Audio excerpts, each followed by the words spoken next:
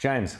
Tony, one of the things that we've been seeing around the country since the voice referendum went down and the Aboriginal groups have ended their silence on that is a real push now again to resurrect an awful lot of the elements of this, whether it is treaties, keeping that going, or also, as we're seeing in Victoria, they're calling it redress for land and air and waters taken from Indigenous people.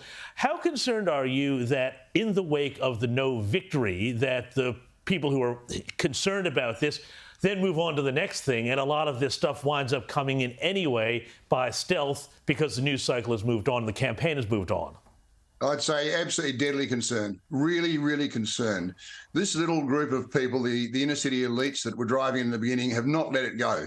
Watch ABC television, they just cannot let it go. They can't realise the damage they're doing. And I'm quite certain that those same groups will continue to undermine and work hard to achieve the divisive result that they failed to achieve in the referendum. It's not dead and gone. The attitudes are still there and just as dangerous as they were before. Rita. Tony, we had 2 in 3 West Australians vote no. It was emphatic. How much did those Aboriginal heritage laws, the state-based laws, play a part in the people's vote?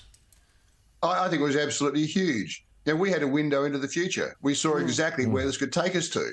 And to have our Prime Minister stand up and say it's a tiny little thing, it makes no difference.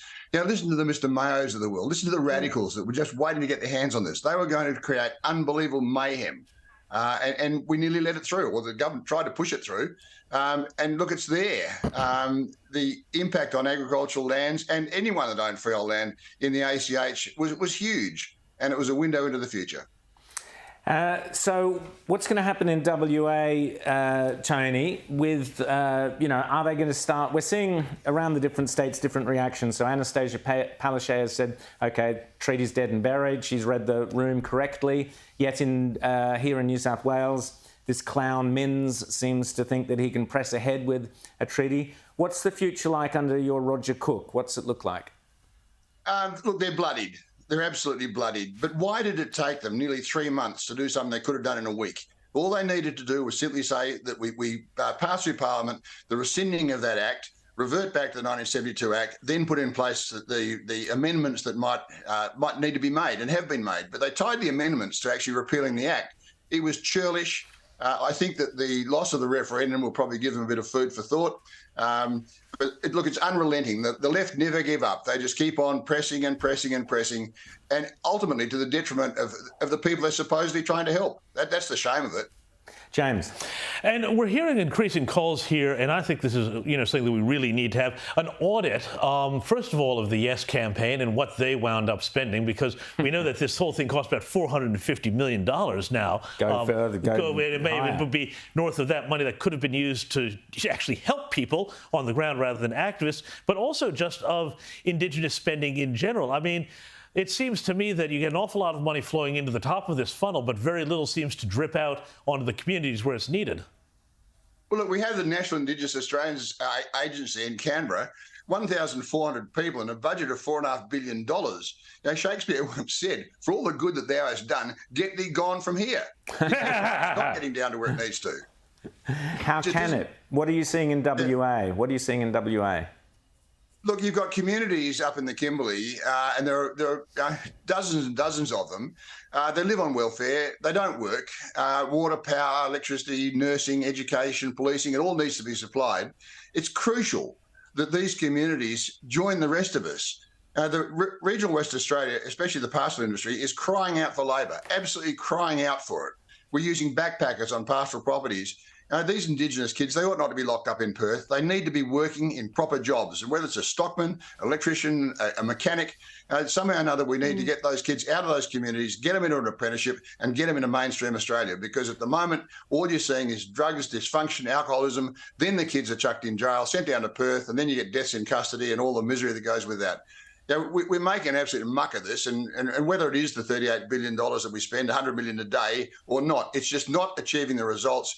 We desperately need either an audit or a Royal Commission to sort this out. And look, just on the back of what you just said, that I think that the Prime Minister of Australia was in a situation where he well might have resigned over what happened.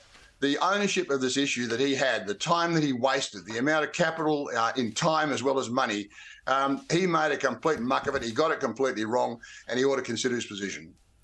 Here. Should resign 100%, Rita.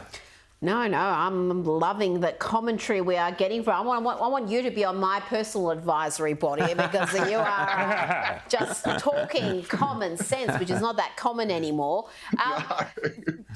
What can we expect to see in WA? Because like you said, WA has been at the forefront of this agenda in a way. They've seen what the impact can be. And we're not talking just about with those Aboriginal heritage laws, large land holdings, graziers and miners. We're talking about, 1,100 square metres. So pretty much every property owner was impacted.